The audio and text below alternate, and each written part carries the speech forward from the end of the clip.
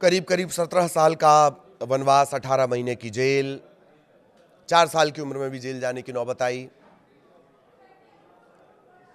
इलाज के नाम पर विदेश भागना पड़ा। ढाका में शेख हसीना की रैली पर ग्रेनेड अटैक, 24 लोगों की मौत, उसके मास्टरमाइंड का आरोप लगा, उम्र कैद की सजा हुई। अस्थिरता का सामना कर रहे, जूझ रहे बांग्लादेश को अब उनसे उम्मीदें हैं। ऐसे तारिक रहमान के बारे में कुछ पॉइंट्स जिन पर चर्चा जरूर होनी चाहिए।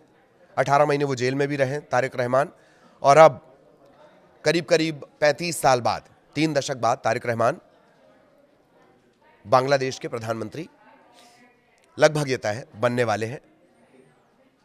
नए अध्याय की शुरुआत के तौर पर इसे देखा जा रहा है। तारिक रहमान पूर्व प्रधानमंत्री खालिदा जिया और पूर्व राष्ट्रपति जियाउर रहमान के बेटे हैं। 20 नवंबर 1965 ढाका में जन्म। 1971 में बांग्लादेश की आज़ादी की जंग के दौरान 4 साल के वो थे। 71 जब बांग्लादेश का जन्म हुआ, सिर्फ 4 साल के वो थे। कुछ समय के लिए उन्हें हिरासत में यानी जेल में रखा गया था। उनकी पार्टी बीएनपी उन्हें युद्ध के समय सबसे कम उम्र के बंदियों में शामिल बताकर सम्मानित भी करती रही है। जियाउर रहमान बीएनपी के संस्थापक रहे। खालिदा जिया 3 बार प्रधानमंत्री रहीं। 1991 में तारिक ने अपनी मां खालिदा जिया को प्रधानमंत्री बनाने में अहम भूमिका निभाई। 17 साल का निर्वासन भी इन्होंने झेला। इलाज के नाम पर ये गए थे, लेकिन डिजिटल तरीके से ये संबोधित करते रहे, एड्रेस करते रहे, कार्यकर्ताओं से लगातार संपर्क में रहे। तारिक रहमान पर दर्जनों आपराधिक मामले हैं, भ्रष्टाचार के मामले, 84 केस। इन सभी में उन्हें दोषी भी बताया गया। एक तरह से राजनीतिक तौर पर दबाने की कोशिश हुई। सैन्य समर्थित अंतरिम सरकार ने मार्च 2007 में तारिक को रातों रात गिरफ्तार भी कर लिया था। 2007 में जेल जाने के बाद यातनाएं झेली। 2008 में जमानत पर रिहा हुए और मेडिकल ट्रीटमेंट के बहाने लंदन चले गए, और फिर 17 साल तक वहीं रहे। वहीं से कमान बीएनपी की संभालते रहे। 2024 में शेख हसीना की सरकार गिरने के बाद, जो अभी पिछला घटनाक्रम रहा तख्ता पलट के बाद, 2026 की शुरुआत में ज्यादातर बड़े मामलों में उन्हें बरी कर दिया गया। 2018 का वो मामला जिसमें उम्र कैद की सजा सुनाई गई थी, उसमें भी उन्हें बरी कर दिया गया। सुप्रीम कोर्ट ने भी यही कहा, दोषमुक्त है वो, अब बरी हैं।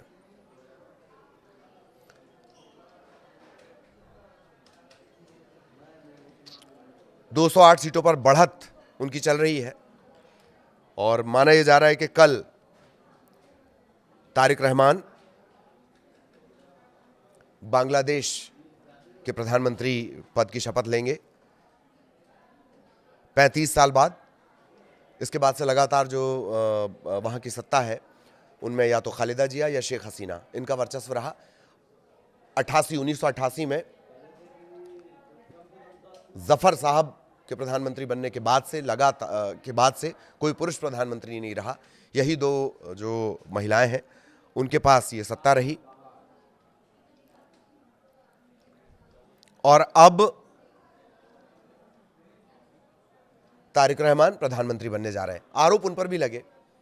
जब उनकी मां खालिदा जिया 2001 में तीसरी बार सत्ता में आई, तो तारिक पार्टी के प्रभावशाली पार्टी में उनका जो वर्चस्व है वो बढ़ता गया। ढाका के हवा भवन को उनके नाम से जोड़ा गया। पार्टी के फैसले होते थे।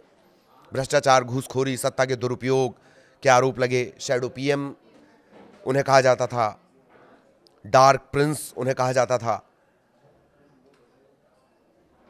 और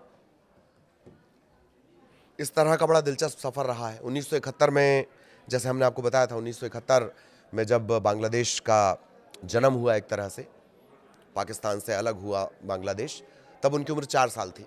तब उन्हें भी हिरासत में लिया गया था। तो बीएनपी के लोग बड़ा बढ़ा चढ़ाकर इसको बताते हैं। तो सारी चीजें हैं। ये तारिक रहमान, उनका अपना एक अलग किरदार है, और बांग्लादेश की बेहतरी के लिए वो अपने किरदार का किस तरह इस्तेमाल करते, इस पर सबकी नजरें हैं। नमस्कार।